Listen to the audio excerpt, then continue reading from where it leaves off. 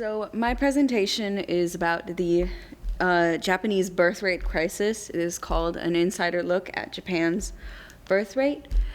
Basically, Japan is facing an increasingly irreversible, steady decline.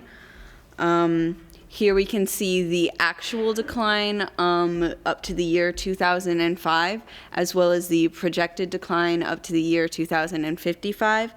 And the working age population has plummeted and is projected to plummet further. And the estimated child population in 2055 is a mere 10 million.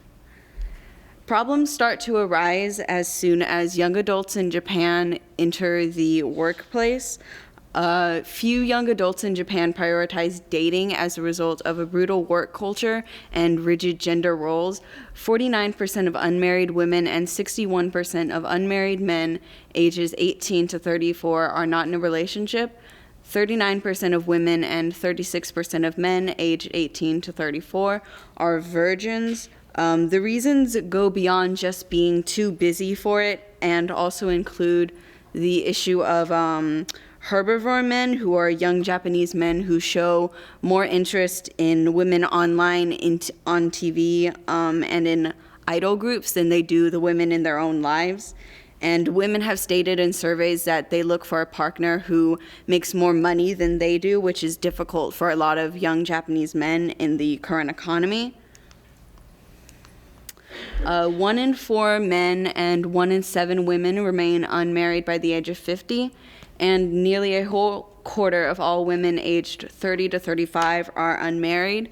Again, economic issues seem to be the leading factor in this issue, as Japanese people, especially women, tend to put off marrying until they and their partner are both financially secure, and Japanese men continue to seek the traditional homemaker wife in partners, which there are far fewer women who are willing to do that compared to, say, 20 or 40 years ago. There's the question of why, if many women do actually have the stable jobs and good husbands needed to make a family, do they still often put off having a child, or having like more than just one child is bigger than can be covered in one slide and is the topic of the rest of the presentation. Meet Aiko. Aiko is a recently married 32-year-old woman with a secure office job and an upper middle class education. Her husband, he exists, but men in Japan typically have jobs that consume so much of their time that they're rarely home, and some even move halfway across the country for promotions, leaving their family behind them. Aiko wants to have a baby, but she didn't expect this. This slide is about the state of healthcare for pregnant women in Japan. Aiko receives from the government a lump sum of about 420,000 yen per child, but an average cost of delivery alone is usually around 500,000 yen. Any complications and checkups are paid for out of pocket. The Japanese hospitals overwhelmingly prefer natural birth. Only 5% of deliveries involve anesthesia, compared to 60% in America and 80% in France. As the saying goes, suffering is a virtue. This attitude seems to apply to most aspects of life as a Japanese mother. After she had her child, Aiko is excited to go back to school. I don't think she expected this either. This slide is about maternity harassment, a common issue in Japan. Before she became pregnant, Aiko had received an email telling female workers to work out a schedule for taking turns with pregnancies in order to prevent workplace distraction, and her boss publicly berated her for breaking it. Aiko finds herself taken off the career track and prevented from any further opportunities for promotion. This is a real story that actually happened to a Japanese woman and is practiced in multiple Japanese companies, not just one. Aiko realizes she needs to balance work and family better, but it's not that easy. This slide is about the state of childcare in Japan.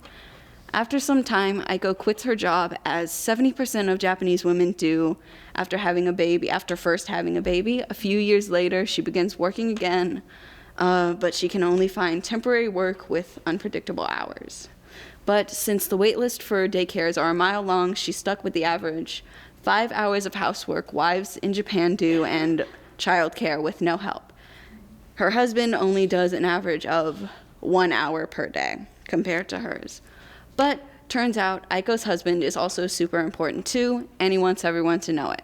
Like many young men in Japan, Kentaro has struggled with having a long-time job, but he is also significantly more involved in his child's life than his father was. At least he tries to be. Kentaro is suing the last company he was fired for paternity harassment, as more Japanese fathers have been doing in recent months. This slide is about the increasing amount of fathers getting involved in their children's lives and the backlash they face from workers, as well as the lack of support from the government, which tends to throw their support behind the big companies, even though they supposedly are committed to raising the birth rate. Aiko turns on the news. This slide is about recent news issues and events that are related to the birth rate crisis that may not seem obviously related to them. 2 more workers die of karoshi-related deaths. Karoshi deaths refer to literally death by overwork.